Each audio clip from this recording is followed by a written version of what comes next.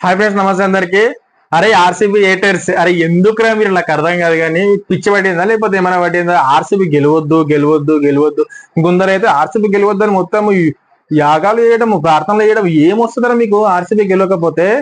మీకు సరైన సమయం తగిలిందిరా.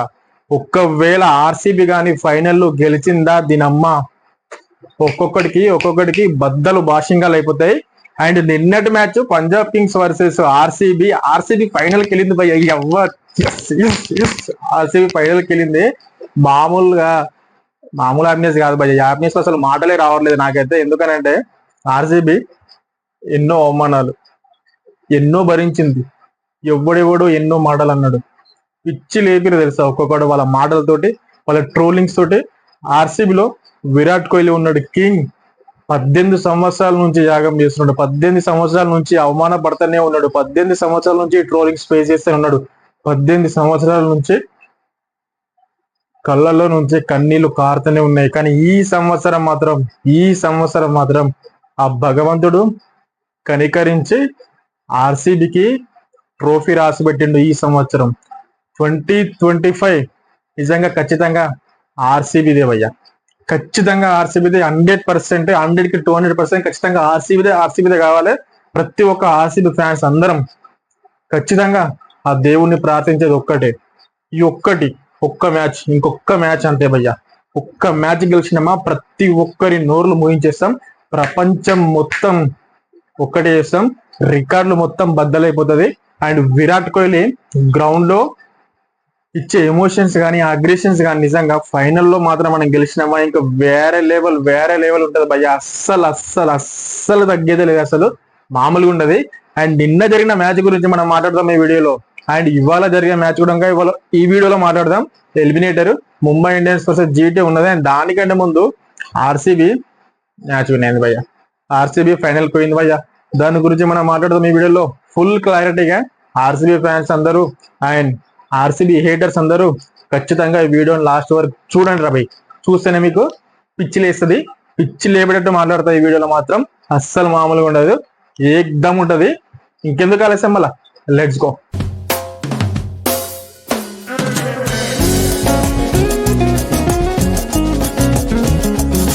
Hello, welcome back to Kiran crazy reviews. First of all అయితే నా ఛానల్ కానీ ఎవరైనా కొత్తగా ఓపెన్ చేసి ఈ వీడియో కానీ కొత్తగా చూస్తే మాత్రం ఛానల్ ని సబ్స్క్రైబ్ చేసుకొని పెట్టుకోండి. అండ్ బెల్ ఐకాన్ ని క్లిక్ చేసుకొని పెట్టుకోండి. ఎందుకంటే నేను వీడియో చేయగానే మీ దాకా వస్తే మీరు చూస్తారు కాబట్టి. అండ్ డైరెక్ట్ గా మనం టాపిక్ లోకి వెళ్ళిపోతే భయ్యా, అబ్బా నిజంగా అసలు ఆర్సీబీని అసలు నిద్ర పట్టలేదు భయ్యా. ఎందుకంటే ఆ హ్యాపీనెస్ లో అసలు నిద్రనే పట్టలేదు. ప్రతి ఒక్క ఆర్సీబీ ఫ్యాన్ కూడా అంతే ఉంటది, ప్రతి ఒక్క విరాట్ కోహ్లీ ఫ్యాన్ కూడా అంతే ఉంటది. ఆనందంలో ఎవ్వరికి కూడా నిద్ర పట్టి ఉండదు. అంత సెలబ్రేషన్స్ మనం చేసుకున్నాం, చాలా సెలబ్రేషన్స్ కూడా మనం చేసుకోవాలి. ఎందుకనంటే 18 సంవత్సరాల తర్వాత మనకు ఇలాంటి ఎన్నో హార్డ్ వర్క్లు చేసినాం. అన్ని సంవత్సరాలు చాలా హార్డ్ వర్క్ చేసినాం, అయినా కానీ ఏ ఒక్కనాడు కూడా మనకు అదృష్టం మన దాకా రాలేదు. కానీ ఈసారి మాత్రం మన కష్టంతో పాటు మన అదృష్టం కూడా మన వెంటనే ఉన్నది. అది దేవుడు కూడా మన వెంటనే ఉన్నాడు. కాబట్టి ఖచ్చితంగా ఈసారి మాత్రం విజయం మాత్రం మన సొంతమే అవుతుంది. అండ్ నిన్న జరిగిన మ్యాచ్ లో కూడా ఆర్సీబీ వర్సెస్ పంజాబ్ మ్యాచ్ లో పంజాబ్ వాళ్ళని మాత్రం చిత్తు చేసిరు భయ్య. ఇలాంటి రికార్డు మరి ఏ టీం కూడా లేదు. ఎందుకంటే almost 60 balls remain, 10 ఓవర్లలోనే 101 runs chase చేసి పడేసారు. 106 రన్స్ కొట్టిరు. దాంట్లో ఫిలిప్ సాల్ట్ ఏమైనా నాకు అన్నావు భయ్య. 56 నాట్అవుట్. రజత్ పటిదారు కొట్టిన 6 విన్నింగ్ షాట్ మామూలుగా లేదు.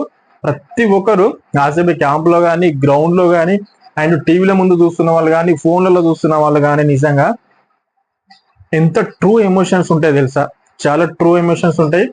రియల్ ఫ్యాన్స్, ఆర్సీబీ ఫ్యాన్స్ అంటే నేను రియల్ ఫ్యాన్స్, ట్రూ ఫ్యాన్స్. ప్రతి ఒక్కరి కళ్ళల్లో ఆనందం చూస్తుంటారు, ప్రతి ఒక్కరి ముఖంలో ఆనందం చూస్తుంటారు, ప్రతి ఒక్కరి కళ్ళలో నిజంగా ఆనంద బాష్పాలు వచ్చి ఉంటాయి భయ్య. ఎందుకనంటే ఇన్ని సంవత్సరాలు వెయిట్ చేసిన తర్వాత ఆ సక్సెస్ అనేది వచ్చిందంటే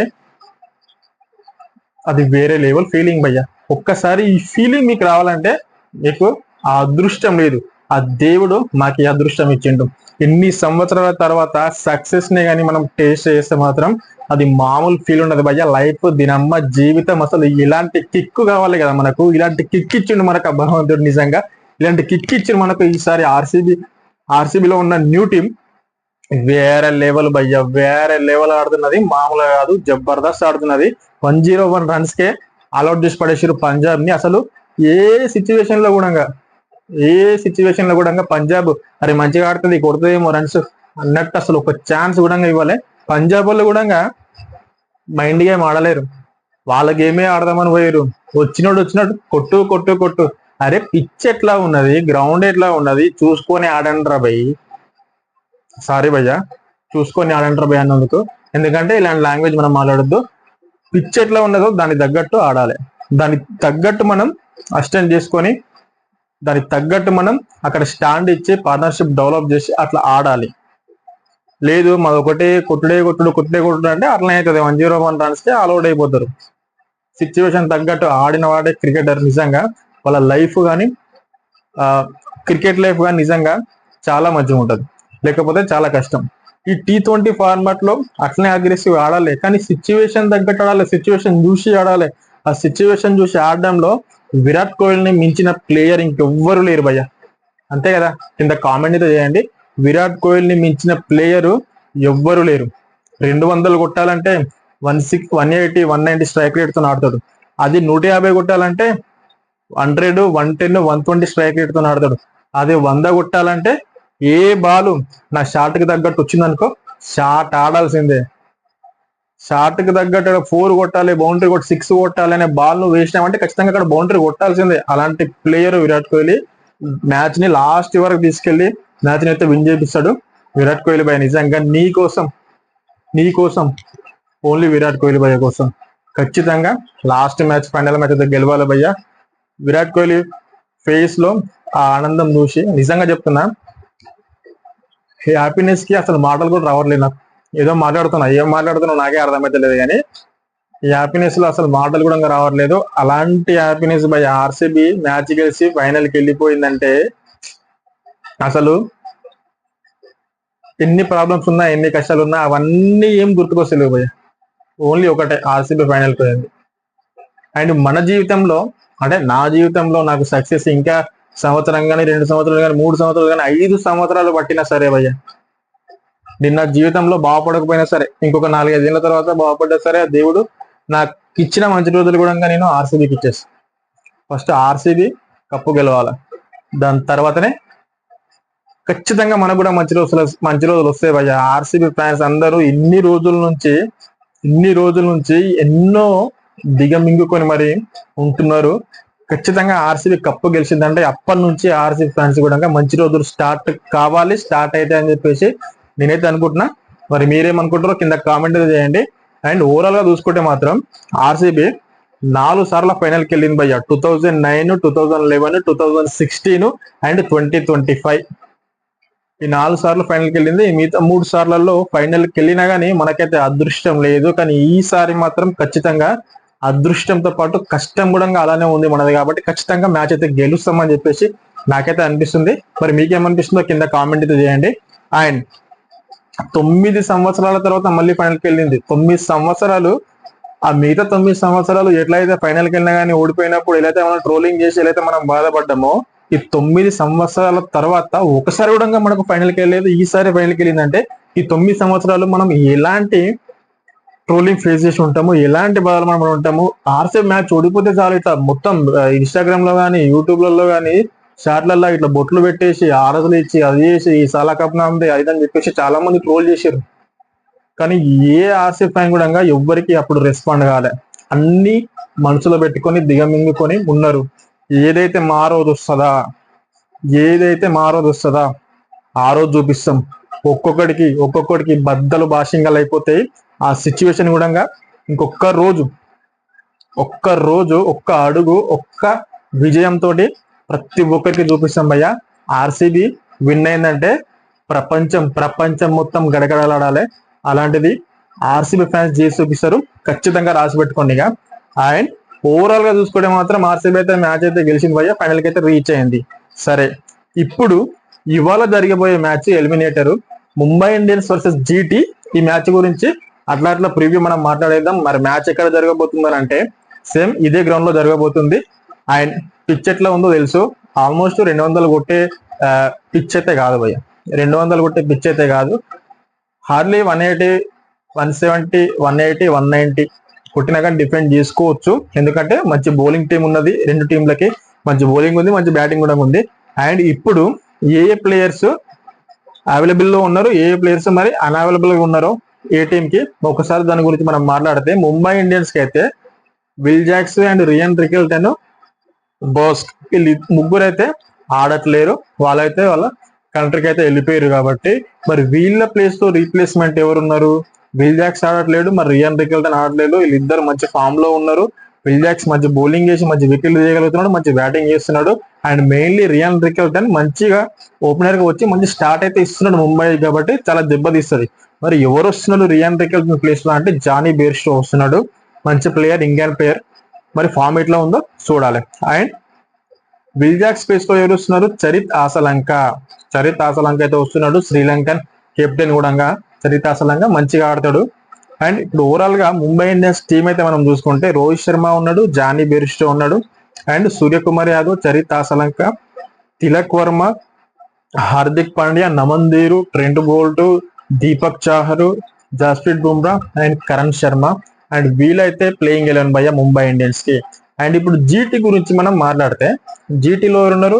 జాస్ బట్లర్ అయితే లేడు. మరి జాస్ బట్లర్ ని రీప్లేస్మెంట్ గా ఎవరు వస్తున్నారు అంటే కుషాల్ మెండిస్ వస్తున్నాడు, శ్రీలంకన్ ప్లేయర్, మంచి అగ్రెసివ్ ప్లేయర్, మంచిగానే ఆడతాడు. కాబట్టి కాకపోతే జాస్ బట్లర్ కంపేర్ చేసుకుంటే మాత్రం కుషాల్ మెండిస్ అంటే కొంచెం జీటీకి దెబ్బనే అనొచ్చు భయ్య. ఎందుకంటే జాస్ బట్లర్ మంచి ఫామ్ లో ఉన్నాడు. ఒక్కడే మ్యాచ్ ని గెలిపించే సత్తా ఉన్న ప్లేయర్ ఎవరంటే జాస్ బట్లర్. అలాంటి జాస్ బట్లర్ ఖచ్చితంగా జీటీకి దూరం ఏంటంటే జీటీకి నిజంగా చాలా డిసడ్వాంటేజ్, చాలా బాధాకరమైన విషయం అది. ఇంకా ఎందుకనంటే జాస్ బట్లర్ అలాంటి ఫామ్ లో ఉన్నాడు, మ్యాచ్ విన్నింగ్ నాకైతే ఆడగలుగుతాడు. కాబట్టి ఇప్పుడు జీటీ టీం అయితే మనం చూసుకుంటే మాత్రం Shubman Gill, Sai Sudharsan, Jos Buttler place లో కుషాల్ మెండిస్. అండ్ మిగతా వాళ్ళు సేమ్ యాజ్ యూజువల్ గా వాళ్ళే ఉన్నారు. రషీద్ ఖాన్ కానీ, షారుఖ్ ఖాన్ కానీ, రాహుల్ తెవాటియా కానీ, సాయి కిషోర్ కానీ, మొహమ్మద్ సిరాజ్ అండ్ ప్రసిద్ధ్ కృష్ణ, అర్షద్ ఖాన్, వీళ్ళు. ఇదైతే ప్లేయింగ్ 11. కోడ్జే కూడా ఆడుతున్నాడు. ఇదైతే జీటీ ప్లేయింగ్ 11 భయ్య. అండ్ రెండు కంపేర్ చేసుకుంటే మాత్రం ఖచ్చితంగా మరి ఎవరికి అడ్వాంటేజ్ ఉంది, ఎవరికి విన్నింగ్ ఛాన్స్ ఎక్కువ ఉంది అండ్ మన ప్రెడిక్షన్ మనం చెప్పాలి అని అంటే, ఖచ్చితంగా బౌలింగ్ టీం చూసుకున్నా, బౌలింగ్ టీం కంపేర్ చేసుకున్నా, బ్యాటింగ్ టీం కంపేర్ చేసుకున్నా రెండు టీంలకు మంచిగా ఉన్నది. కాకపోతే ఈ అమ్మాయి ఈ ప్లే ఆఫ్ లలో ఎట్లా ఆడుతుందో అందరు తెలుసు. వాళ్ళ బ్యాటింగ్ స్ట్రెంత్ బాగుంది, బౌలింగ్ స్ట్రెంత్ కూడా బాగుంది జీటీ కంపేర్ చేసుకుంటే. కాబట్టి ఖచ్చితంగా ఎంఐకి విన్నింగ్ ఛాన్స్ ఎక్కువ ఉందని చెప్పేసి నాకైతే అనిపిస్తుంది. మరి మీకేమనిపిస్తుందో కింద కామెంట్ అయితే చేయండి. అండ్ ఈ రోజు ఈ మ్యాచ్ లో ఎవరు మంచి నాక్ ఆడతారంటే, ఖచ్చితంగా ఈ రోజు రోహిత్ శర్మ నుంచి మంచి బెస్ట్ నాక్ వస్తుంది అని చెప్పేసి నాకు అనిపిస్తుంది. ఎందుకంటే పెద్ద పెద్ద మ్యాచ్లలో పెద్ద పెద్ద ప్లేయర్స్ ఖచ్చితంగా వాళ్ళ మంచి పర్ఫార్మెన్స్ అయితే ఇస్తారు. రోహిత్ శర్మ మంచి పర్ఫార్మెన్స్ ఇస్తాడని చెప్పేసి నాకైతే అనిపిస్తుంది. అండ్ బౌలింగ్ డిపార్ట్మెంట్ లో చూసుకుంటే జస్ప్రీత్ బుమ్రా ఖచ్చితంగా మంచి బౌలింగ్ అయితే వేస్తాడు. జస్ప్రీత్ బుమ్రాకి ఎలాంటి పిచ్ ఇచ్చినా వేయగలుగుతాడు, బ్యాటింగ్ పిచ్ ఇచ్చినా వికెట్లు తీయగలుగుతాడు. అలాంటిది బౌలింగ్ పిచ్ ఇచ్చారంటే బ్యాటర్లకు చుక్కలు కనిపిస్తాయి. అలాంటి బౌలింగ్ అయితే వేస్తాడు. అండ్ జీటీ నుంచి మనం చూసుకుంటే భయ్యా మాత్రం మంచి పర్ఫార్మెన్స్ ఎవరి నుంచి వస్తుంది అంటే కెప్టెన్ శుభ్మన్ గిల్ నుంచి వస్తుంది అని చెప్పేసి నాకైతే అనిపిస్తుంది. అండ్ బౌలింగ్ చూసుకుంటే బౌలింగ్ నుంచి ప్రసిద్ధ్ కృష్ణ మంచి బౌలింగ్ పర్ఫార్మెన్స్ అయితే ఇస్తాడని చెప్పేసి నాకైతే అనిపిస్తుంది. మరి మీకేమనిపిస్తుందో కింద కామెంట్ అయితే చేయండి. అండ్ ఓవరాల్ గా ఈ వీడియో మీకు ఎట్లా అనిపించింది, మీకు నచ్చితే ఒక లైక్ చేయండి, కింద కామెంట్ కూడా చేయండి. అండ్ ఈ మ్యాచ్ అయిపోయినాక నెక్స్ట్ మ్యాచ్, ఈ match review and next match preview వీడియోలో మళ్ళీ మనం కలుద్దాం. అప్పటి వరకు థ్యాంక్ యూ ఫ్రెండ్స్. జై ఆర్సీబీ, జై విరాట్ కోహ్లీ ఫ్యాన్స్. ఖచ్చితంగా ఆర్సీబీ కప్పు భయ్య రాసి పెట్టుకోండి ఇంకా అంతే. Thank you.